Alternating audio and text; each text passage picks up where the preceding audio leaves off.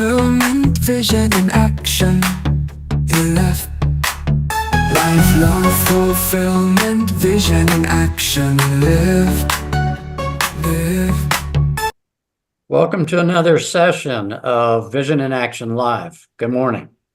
I'm Jim Boswell. I'm your host. I'm the instigator of the Lifelong Fulfillment Initiative for Personal Development and the author of Lifelong Fulfillment, Take Charge of Your Life and its companion website.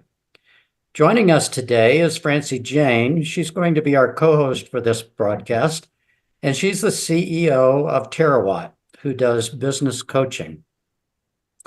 And joining us today is Ms. Wendy Sellers, the HR lady, who's an expert in all things pertaining to human resources. So this should be very enjoyable.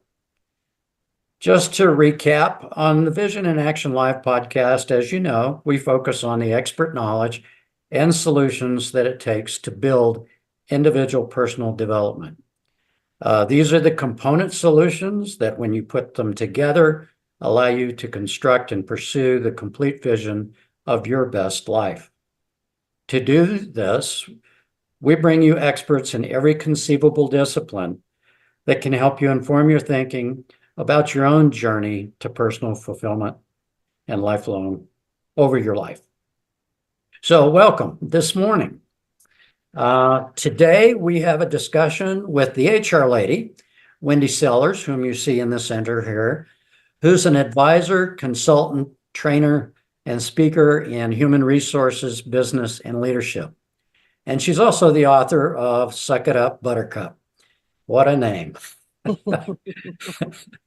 Ms. Sellers has over 25 years of experience. She carries a master's in human resources, a master's in healthcare administration, and she's a graduate of Dale Carnegie. She's a certified HR professional, a certified professional in DISC personality training, and a licensed health and life insurance expert. Welcome, Mrs. Sellers. We're really happy to have you on board today. Thank you. Thanks for having me. Thank you. And we're really eager to hear, what we should be expecting in the human relations arena these days. So with that, did I miss anything, Wendy, in your introduction that you might want to amplify on or cover? Yeah, just that I'm a no sugarcoating kind of girl. So if you ask me, Blunt truth, huh? Okay. yep, if you ask me a question, you're going to get the truth, and there's going to be no BS involved. Okay, well, I'll kick it off. One of the things that we would like to know is, the workplace seems a bit in turmoil to those of us who've had careers before and some of us who have them now. Maybe you can tell us what's going on in all of that. Sure. I mean, the biggest thing is, I'll say since the pandemic, but it was really way before this, is that our employees are unengaged. And it's been like that for many, many, many, many, many years. Everybody's just blaming the pandemic. So we'll just go with that. But what really happened is during the pandemic is a lot of people, unfortunately, passed away. So we lost those employees. Many people chose to retire early or leave the workforce for whatever reason. And then on top of that, we have a need for skills that were just like tools that were just developed yesterday. And we expect employees and candidates to all be experts at these new skills, skills that are necessary for a workplace. Well, it doesn't happen that way. We have to train people. We either have to educate them formally or informally, through on the job training. So the reason I'm saying that is we have a shortage of workers. We don't have a shortage of humans in this earth. We have a shortage of workers who have the knowledge, skills, and abilities that we need. And then on top of that, the workers that we do have really aren't thrilled with the workplace, to be quite honest. And because of the pandemic, they realized, you know what? There's a lot more to life than work. So I'm just working, working my job, working the bare minimum. I'm not going to go above and beyond. My employer will can me in a heartbeat if they have to do layoffs. So people are finally realizing, I need to do more than just work for a living. And so we have a shortage of people. That's really what it comes down to. And so if we're not willing to change the way we manage our employees, the way we interact with our employees, the way we treat these other humans, then they're not going to pony up and say, yeah, I'll work real hard for you. And I don't blame them. I really don't blame them at all. And now we're stuck with that. It's not going to change anytime soon. In fact, it's probably going to get worse in 2025 because of we won't talk about politics because that's that's not the right thing to do. We'll just say changes, right? Change is coming, and less availability of workers from other countries coming into the United States to help us. So we think things are going to get better, but it's not. It's going to get much worse. We're going to have even more disengaged employees, and now they're going to have even more options of where they're going to work because everybody's going to need humans to work for them. So that's a big mouthful, but that's basically where we're at. Okay. Can I jump in at any time, or can absolutely? Please do. Yeah, I have so many questions and thoughts. So where do you think that the situation we're in now is a result of companies really deferring education for their employees, or what happened to get us to the stage where we are now? I mean, what's different from now maybe versus like 20 years ago or 25 years ago? Oh, great question. Thank you for asking that. So a couple things are different. First of all, even 20 years ago, 30 years ago, you would get hired at a job. You'd have maybe 1 to 4 jobs in your lifetime. Companies didn't just let you go. They didn't say, oh, we're going through some challenging times. We're going to let this person go because we need to save that money. They said, no, these are humans. They're part of our team, part of our lives. And we want you to be here for the long haul. And even though we're struggling right now, financially, we'll make it work.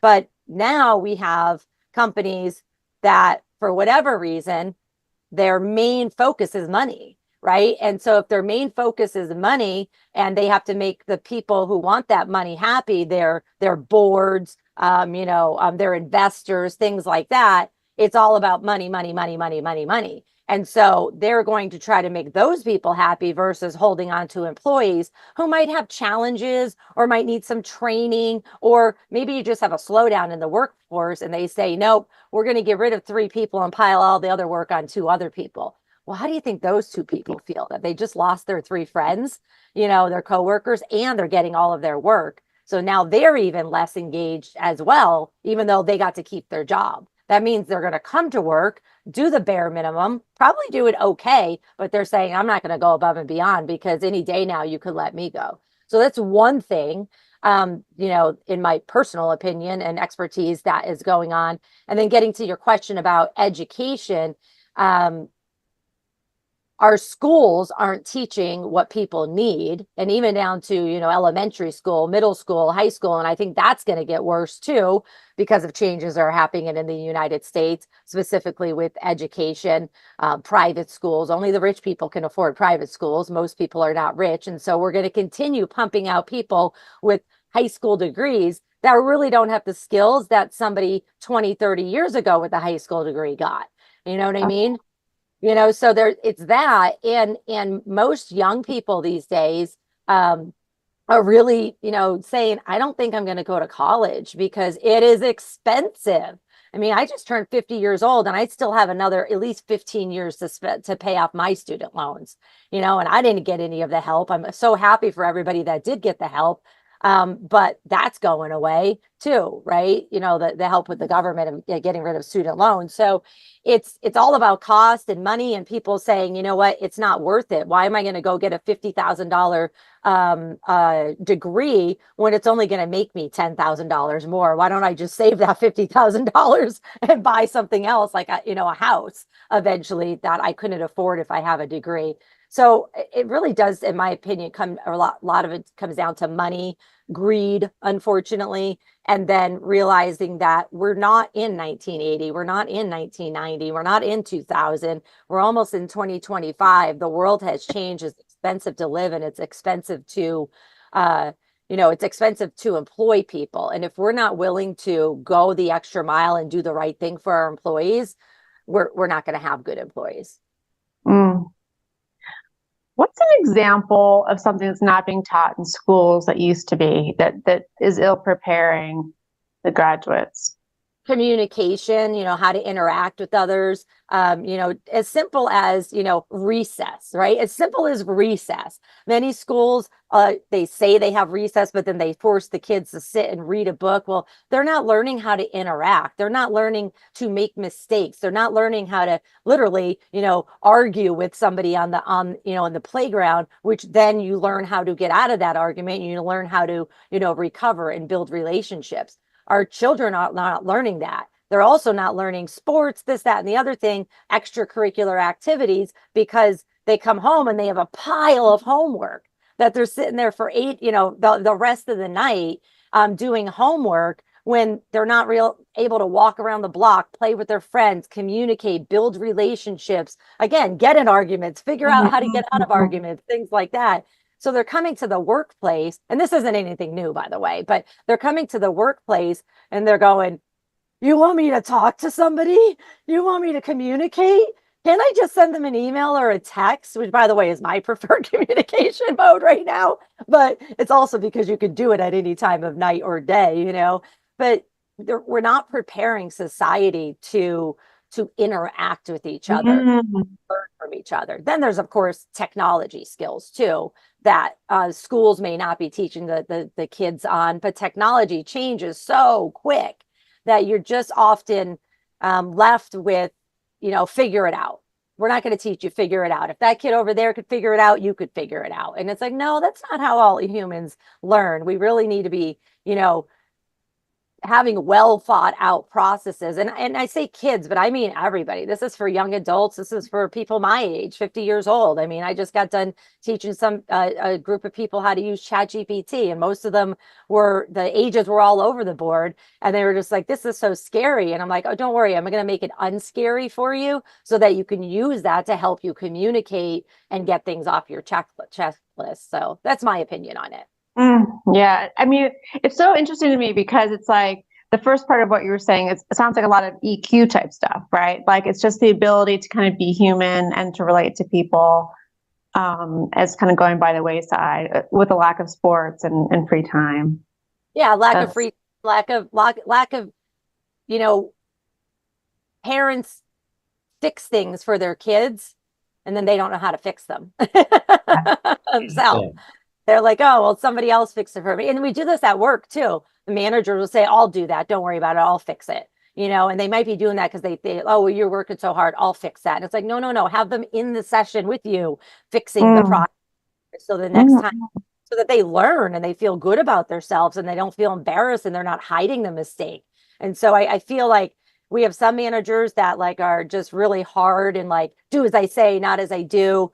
Writing people up, and they're strict old school. And then we have other managers who are like, I'll do everything for you and clean up your mess. And it's like, come on, can we just get a happy medium here and treat everybody like a human and know that mistakes happen, but that's how we learn from mistakes. I mean, I've made some major mistakes in my life, and right after them I go, well, not going to do that again. Why? Because I had the painful result that I then had to fix it.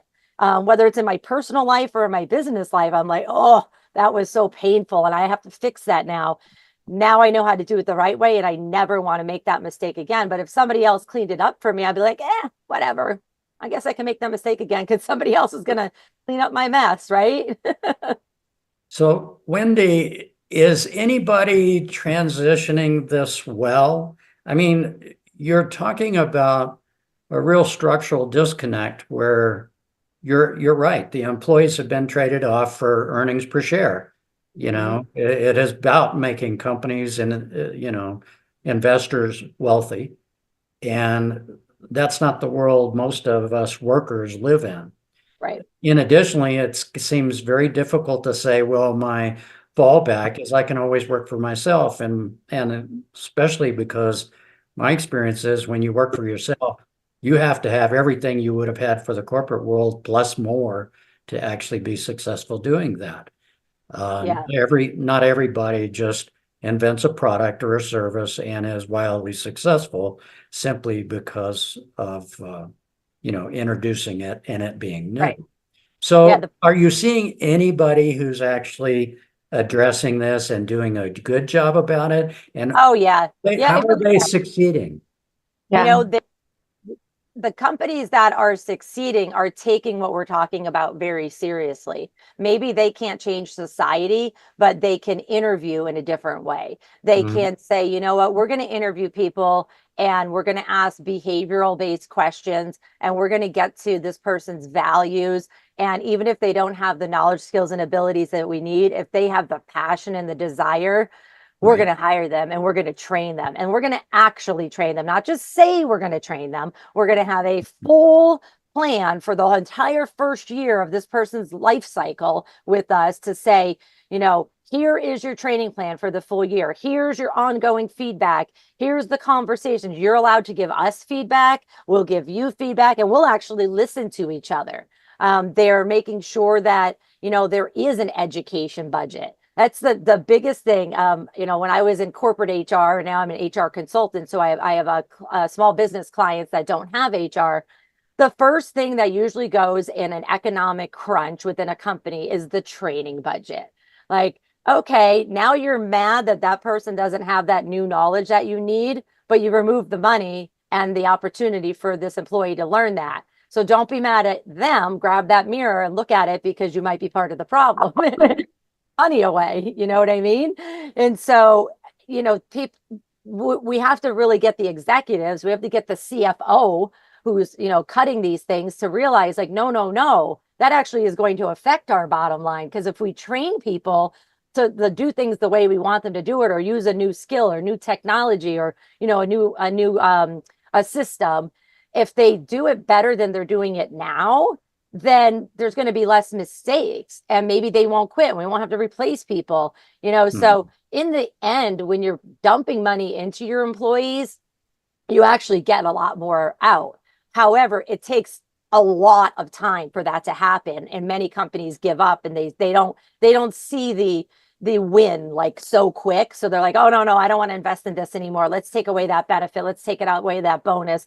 Let's take away this training, because I don't see it changing our business. And it's like, well, you only gave it a month, right? It's gonna take easily What, 6 to 12 months, sometimes 3 years, depending on how bad your company is right now. yeah, that's what I was going to ask is like, at what point do you start to see benefits from the training and that can like be tracked into like the organizational results? You know, I can't give you an answer on that because every single company is going to be different. If you have everything else in a row, say you're in a small business and you have all your ducks in a row, you're a high payer, you pay on time, you have decent benefits, you know, you treat your people well, and they just need training on XYZ, you know, communication skills, anti-harassment, and then over here they need training on some new technology. Well, then the return on investment is going to happen very quickly, right? Because it's like, okay, we fix the barriers, boom, keep going. But let's face it, most companies aren't in that position. I don't care how big you are, how small you are. Most companies are not in the position to say, "Oh, we have amazing compensation and benefits, and our managers are all fully trained on not only all laws but how to communicate to people, and you know they understand and believe in our culture of respect and transparency." Yeah, right. I wish if that was the case, I'd have no job. So you know, it's really just grabbing that mirror again and saying, let's be truthful with ourselves. What's broken in our company? And if we had, you know, money to fix it, what would we fix? And then do some backwards planning to figure out how can we do this a little at a time, and then, you know, analyze the results. How can we change it a little bit at a time? If the bigger the company you are, I would even make small changes in like maybe just a department, like, oh, we're trialing it in this department. We're going to do summer hours only in this department, or we're going to do summer hours, but only this summer to see, you know, for 4 weeks this summer, not the whole summer. And we're going to test it out and see if we can work it. So I like to do trials because that way you can pull it back and say, okay, it didn't work. Or the maybe that our employees gave us, they said they didn't like that. So we're listening to them, or our clients didn't like it or something like that. So trials are really good. And then the other thing that I love, love, love, love, love to do, and I don't care how big or small you are, is before you make any decisions, even a policy change or a location change or flexible schedule change, create a committee and put employees on that committee. So I want it to be a diverse committee, not just diverse in the traditional mindset, but diverse in thought. So I want somebody who just started in the company there. I want somebody who's been there 20 years. I want somebody from that department, this department. I usually even kick out leaders. I'm like, no, you're threatening. Nobody wants to talk in front of you. So tell me what you want me to tell them, and now get out of my meeting. So that way employees say, okay, they're listening to me. Now, an aside there, if you ask your employees for information and they give it to you and you don't listen to them, they're never going to give you information again. Yes. Yeah. So Yeah, love. I mean, does that like dovetail with ERGs? What's your opinion on some of the so how does this tie into kind of like the decline of DEI now? What is sort of your take on that? two things. Employee resource groups, the ERGs, the committees, things like that. I don't care what you call them. The problem with ERGs, the good thing is they're there. They build relationships with those people in there in the employee resource group. Those people feel heard, whether it's a DEI type group, whether it's somebody who just relocated from another state, or they're trying to get their GED and they're all studying together. It just builds relationships, and people stay for relationships. People stay for their friends. People are going to stay 10 minutes late to get a project done because their friend is staying late, and they're only their friend because they're in that ERG with them, and so these relationships are important. They're very, very important. Small companies probably aren't going to have employee resource groups, but maybe you at least allow them to go to one in the community, say, hey, I'm going to let you cut out early every Wednesday. You can make up your hours the other time so that you can go to that, resource group that's at our local library every, Wednesday. I'm doing that because I care about you and I can't afford to do what you need here, but I'm going to help you get to it. So that's one thing there. On the other question of DEI and why there is a decrease. So it's politics. It's politics. I'm in the state of Florida. That's all I got to say. Nothing else, right? It's 100% politics. Politicians basically said, no, we don't want that. And that's because they're being fed by the stockholders and the stakeholders and the investors that say, we don't care about that. All we care about is the money. Now, that's a pretty big, statement. I'm not saying they don't care about people, but that's not their role. So in the past, we would tell our stakeholders, too bad. The employees are important. And many companies are doing that as well. They're telling their stakeholders and their investors, no, our employees are the lifeline of this company, and we're going to treat them like this. And if you don't want that, then you need to, here's your money back. And that's a hard thing to say when you're broke, right?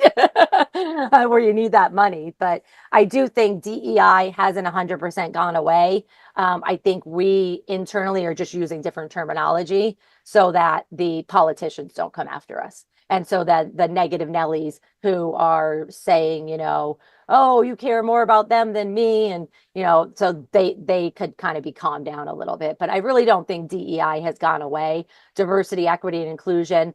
The equity part is very, very, very, very difficult to achieve because equity is where you and I are on the same page in life right now today.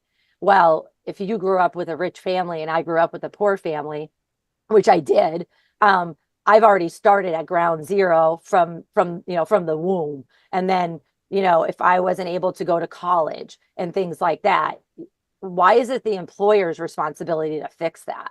It shouldn't be, but employers took that on, and for whatever reason. And so good employers are still saying, I don't care what the politicians say. It's the right thing to do. And this is what we're going to do for our employees. So we can continue having diversity of the official sense of diversity, but diversity of thought in our organization. We value that. We'll call it something else if we have to, but we value that, and we're going to continue with it. So it's not completely gone. They may have just renamed it. That's good that it hasn't completely gone away. Yeah, it really hasn't. You don't make those kinds of investments You isolate yourself from marketplaces, you isolate yourself from the employees you need. Yeah. It would be a shame to see us completely desert all those principles. Yeah. And it's top now. This is November 2024, Yes. post-election. I'm having this conversation. Talk to me in March. Maybe it might be a different conversation because if you currently, in case you don't know, if you're currently a government contractor, whether a federal government contractor or a subcontractor, and you have and or if you have 100 employees or more, even as a private employer, there's these forms that you have to give to the government every year that says, here's all my employees and their characteristics, like their gender, their gender, race, age, things like that. And you're supposed to submit that report, to the government. And then if you are a government contractor, you have to prove currently that you're striving for a diverse and inclusive environment and hopefully equitable too. And that's part of the contract, the funding contract. It was just announced by our future new president that he is going to be removing that requirement. Now, I don't know if he actually is going to have the capability to do that. We'll find out, but that is what he's saying. And so that might be good for employers, might be going, okay, great. Now we don't have to track this stuff anymore. But it's going to come back at some point in time. So I want it stopped. I don't really care what the government says I can't do. I want to go above and beyond because I want to be an employer of choice, and I want to stop losing employees, and I want to stop spending, so much money on recruiting and replacing these employees and retraining them and losing clients because employees are leaving. So it would still be in everybody's best interest to still have those things going on behind the scenes, even if it's not legally required by the government. Does that make sense? Sure. Sure it does. It's a business decision. Yep. Well, everything you're saying, I keep thinking, it seems to me like there's like a battle right now between long-term and short-termism. And like when you're talking to clients, how do you get them to kind of see the forest for the trees and make your case for like how to, act in the long-term interest of the company? I have to say, since the COVID pandemic, so since 2020, companies are finally doing it. Even my main focus in with HR consulting and management training is small businesses that don't have HR. So I'm usually dealing with the business owner, right? And pre-pandemic, nobody wanted to training. Nobody wanted to learn how to talk to their employees. Nobody, I'm not saying nobody, I'm being facetious, but they didn't care about EQ, emotional intelligence. They didn't care about this, that, or the other thing. Pandemic hit, and many of them were saying, good, we're in charge now. These people aren't going to have any jobs. Well, that smacked them in the face because it actually turned around the other way, that there was more jobs than humans, right? As I said, many humans took themselves out of the workforce, either because they passed away or they retired or another option. And I was so busy during the beginning of the COVID pandemic, and I have not stopped since then with what I want to do, which is management training. In fact, I just rolled out an online learning management system that's incredibly affordable because I was like, I can't keep going at this rate, and everybody needs this training. So I need to make it, affordable for them. And so they still get me in a can on a computer versus having to pay the real price of me live. And so people that you would never think are saying, hey, I need training because I'm a manager now, are like, please, I beg you, train me, Wendy. And so I'm loving it. And I think they are too. I think they're saying like, wow, I should have done this 15 years ago. But they just had the attitude that I'm the employer, I'm in charge, and you're not in charge anymore. Yeah, you still are in charge of paychecks and benefits and stuff like that, and you get to decide when to hire and fire. But if your best employee gets upset and stomps out the door and walks out, you're no longer in charge, and they're probably going to take some of their friends with them. So, yeah, it's been a lot of changes. That's so cool that you're doing a lot of like pre-recorded modules. It's a great way to expand your range. anybody that's listening is interested, you can just go on my website, thehrlady.com. There's a membership program, and if you join the membership program, you get access to me live. Or you could just, I'll be rolling it out. Hopefully by the time this comes out, it'll be out in the next couple days, where you could just go and buy individual courses as well. That's awesome. Thank you. That's great. Wendy, this is a real eye opener. Thanks. Do you have any final questions, Francine? Oh my God, I've got 1,000 questions. But I think there was one I wanted to. I was reading about your book, and there's this great quote where you talk about how it's really important to have an open door policy. Yes. And I would love for you to expand on that, because I think it's a great idea, but I don't really know. I haven't thought very long about why. So I'm the author of 2 books, and the one that you're referring to is Suck It Up, Buttercup, Be a Leader People Will Follow. And it was based on all the mistakes I made. It really is. It's based on all the mistakes I made going into management and HR and thinking, oh, I'm in charge. Look at me. And I'm like, oh, no, I'm really not in charge. They're in charge. So I talk about having an open door policy. So I worked at this one company for a short period of time before I became a consultant. It was the worst job of my career ever. And it made me become a consultant and say, how about we not be that company? Because every single door was shut. Literally every single door was shut. Not only shut, but locked. Like every office door you had a key to. And I'm like, we're not really, what are we selling, cocaine here or something? Like, what is going on? I'm like, we're not selling anything that confidential. But even if it wasn't locked, and even if the doors was cracked open, because they used to get so mad, I'd shove something in front of my door and make sure it was open.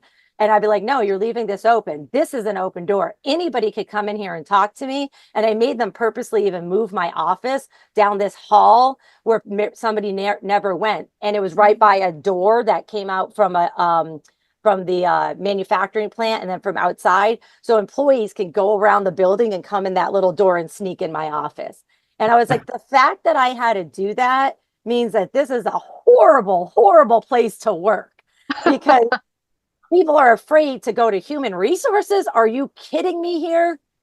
So open door, very important. And I don't even mean physically open. In that case, I did.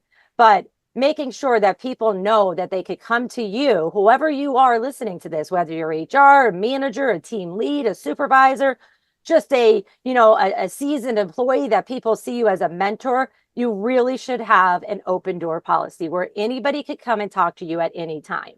And that you, even if you don't know the answer, you go find the answer for them. And you let them know, I got your back. I'm going to help you with this. Now, it doesn't mean you're letting them get away with anything, right? It doesn't mean that the manager's there solving a sexual harassment case or covering it up. No, you still have to report that to HR. There still needs to be investigation. But, us humans, we could solve things without managers. So everyone should be able to go to their managers, first of all, but then also just go to more experienced people to say, hey, I'm struggling, I need help. And where that person could say, I can help you, or I know who can help you. Let me walk you over to them, and I'll sit with you during the first meeting to make sure you're feeling comfortable. That's an open door policy. That's lovely. So Wendy, your ideal clients are individuals through your books and your subscription service, right? So most of my clients, I have clients everywhere, all big companies, small companies, but most of my clients are small businesses. So they're the business owner or 1 or 2 managers, and they're handling all the HR functions as well as everything else, right? Safety, payroll, you name it. They're actually managing their department too. So they're handling everything. And they need help. They need expert help, and they're never going to have HR because they're too small. So, but now I also do have, my books are available for sale on my website, thehrlady.com. You can get a PDF there, or you can go to Amazon and get an actual book, and they're in Spanish as well. And so that can help anybody who is even if they're just managing one person, or they're thinking about going into management. It's more about management than HR. And then I also have a podcast, the HR Lady podcast, and that's I have a lot of guests on there, so we educate the world on HR topics that are going on. So anybody who does not have HR can learn for free on that as well. That's great. That's great. Well, thank you for joining us today. This was a very interesting talk, and I'm sure our audience is going to enjoy hearing this. Sure. Thanks for having me. Take care, everybody. Yeah. To see you. Thanks, Jim. Say, thanks for joining us today for this episode of Vision in Action Live. And thanks especially to our guest today, Ms. Wendy Sellers, and thank you, Francine, for co-hosting today. We really would like to fulfill your interests in personal development. So this is what we do every week.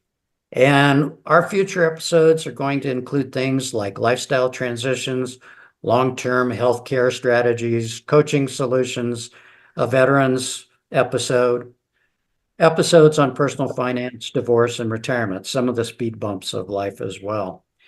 So our focus is to do this so that our podcasts focus on interviews with subject matter experts and those solutions we talked about, so that you can actually see what people can do given the right tools and processes.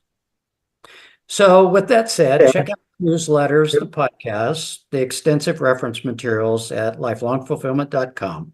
All of it's free to you, and you're welcome to use it as you see fit.